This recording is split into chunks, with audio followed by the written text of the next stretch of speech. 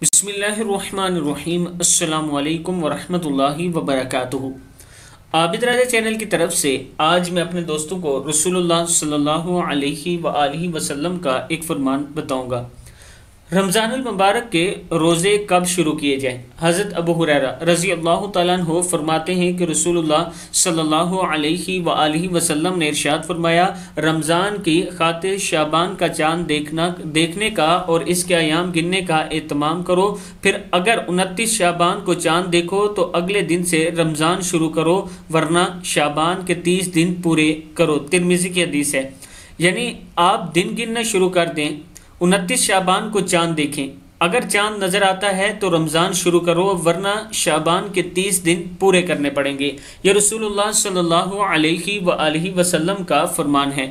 मैं अपने तमाम दोस्तों को रमज़ानुल मुबारक की मुबारकबाद देता हूँ और अल्लाह ताला से दुआ करता हूँ कि अल्लाह ताला हमें सही मानों में रमज़ान गुजारने की तौफीक अता फरमाए। अस्सलामु अलैकुम वरहमतुल्लाहि वबरकातुहू।